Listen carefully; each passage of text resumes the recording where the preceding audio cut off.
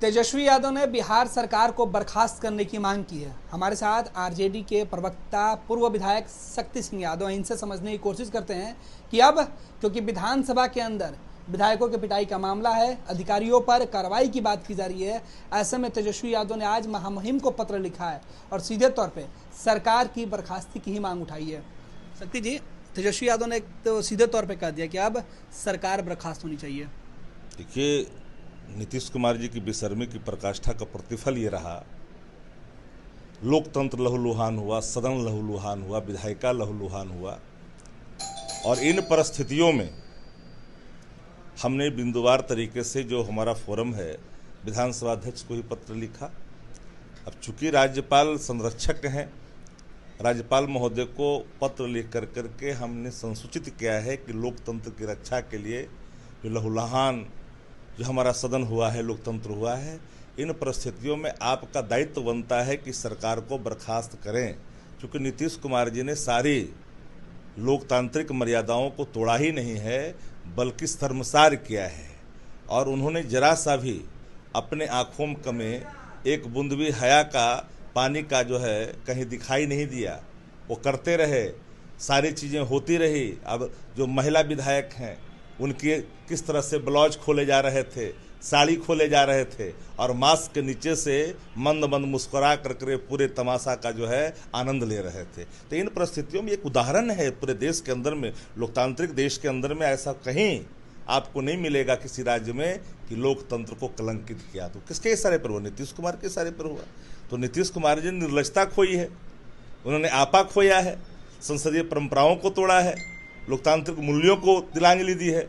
तो इन परिस्थितियों में नेता प्रतिपक्ष तेजस्वी जी ने स्पष्ट तौर पे विधानसभा अध्यक्ष को पत्र लिखने के बाद महामहिम महोदय को पत्र लिख करके हमने आग्रह किया है, गुहार लगाई है कि इस सरकार को बर्खास्त किया जाए। लेकिन सत्ताधारी दल तो विधानसभा के अंदर जो कार्रवाई हुई और जिस तरीके से विपक्षी विधायक विरोध कर रहे थे, सत्ता पक्ष का कहना है कि ऐसे में विपक्षी विधायकों के ऊपर कार्रवाई होनी चाहिए।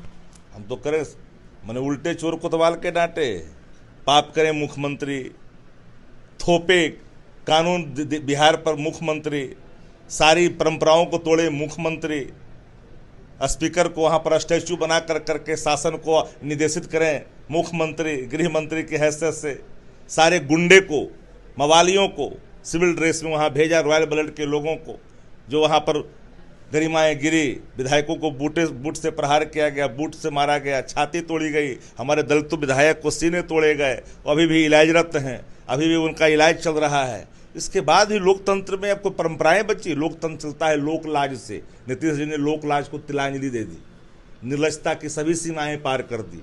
तब तो हमारा लोकतंत्र लहूलुहान हुआ, विधायिका लहूलुहान हुआ, परंपराएं टूटी, संवैधानिक मर्यादाएं टूटी। तो इन परिस्थितियों में संविधान की रक्षा के लिए तो माननीय महामहिम महोदय को स्पष्ट तौर पर उनको आगे आकर करके सरकार को बर्खास्त कर देनी चाहिए, यह हमारा मांग है। विधानसभा के अंदर भी जो आचार समिति है वो जांच कर रही है पूरे मामले की, लेकिन जो दोषी पुलिसकर्मी है, जो आप लोग बार बार सवाल उठा रहे हैं, उनको लेके अब तक कुछ मामला सामने नहीं आया। सरकार में कौन लोग बैठे हैं जिन्होंने परंपराएं तोड़ी, जिन्होंने मर्यादाएं तोड़ी, जिन्होंने विधायिका को कलंकित किया, जिन्होंने गरिमाओं को ठेस पहुंचाया? अब उन लोग से क्या अपेक्षा है?